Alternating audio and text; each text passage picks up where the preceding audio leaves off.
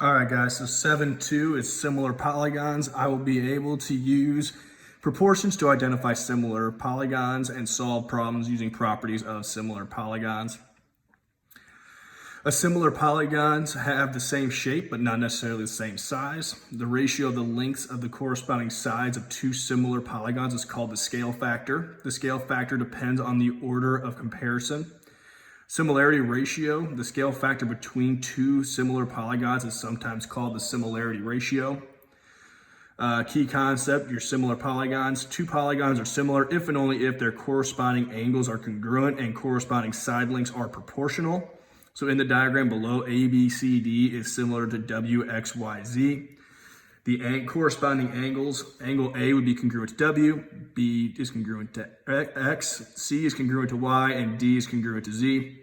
And then your corresponding sides, you have AB over WX equals BC over XY equals CD over YZ, and DA over ZW, and then that ratio would be 3:1. Similarity symbol, the symbol with the little squiggly and a cross through it is read as is not similar to, which would mean that little squiggly line right there, it means it is similar to. If two polygons are congruent, they are also similar. All of the corresponding angles are congruent, and the lengths of the corresponding sides have a ratio of 1:1. So if they were the exact same shape, everything, they would still be considered similar, and then your ratio would just be 1:1 because they are the same thing. Perimeters of similar polygons. If two polygons are similar, then their perimeters are proportional to the scale factor between them. So an example, if ABCD is similar to JKLM, then AB plus BC plus CD plus DA over JK plus KL plus LM plus MJ would equal AB over JK, which is equal to BC over KL, which is equal to CD over LM, which is equal to DA over MG. So essentially, it's just saying that if these perimeters are similar, then each side you can pair up with the side that they are paired to, so like AD and JK, and so on. When only two congruent angles of a triangle are given, remember that you can use the third angles theorem to establish that the remaining corresponding angles are also congruent. That's just reminding you that if we have these two angles, let's say, and I don't know, they're 45 and 45, we can solve for this one by doing 180 minus 45 minus 45, and that is called our third angles theorem.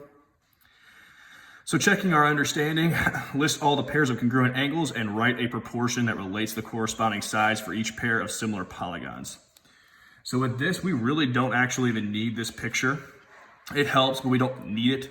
Because remember, the way that they write the triangles, these are paired together, like the A and the Z will be paired together, B and Y will be paired together, and C and X will all be paired together as far as the angles go.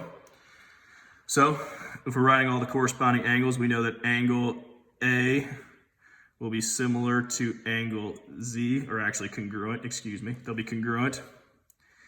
Angle B will be congruent to angle Y.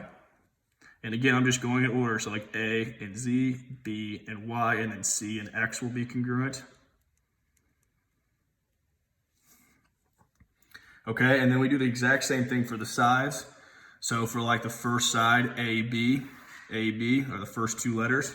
We do AB over, and the first two letters, which is ZY, would be equal to BC over YX, which would be equal to AC and ZX.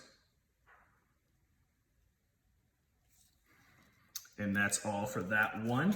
We just have a couple more examples. Pretty short section today on this one. Determine whether each pair of figures is similar. If so, write the similarity statement and scale factor. If not, explain your reasoning. And the similarity statement, guys, is going to be this right here, stating that those two things are similar. All right, so if we were trying to figure out if this is similar, which we are, we're going to use those numbers here, and they're paired up. Like 18 and 10 will be paired together, and 4 and 9 will be paired together. So what I mean by that, I could say that NQ over WZ, that scale factor should equal QR over WX. And if they don't, then it's not similar. And if they do, it is similar. So let's just plug in our numbers. I'd have 18 over 10 equals 9 over 4. And then we need to simplify. I can't simplify 9 over 4, but 18 and 10, I can divide out a 2 of each to make that a 9 over 5 equals 9 over 4. They are not the same. They are not equal. Not equal. So therefore, no, these aren't similar because they are not equal. Each pair of polygons is similar, so they're telling us that. So we got to find the value of x. So it's kind of just like the same way we set this one up here with this. We're going to set it up down here and then plug in our numbers and solve.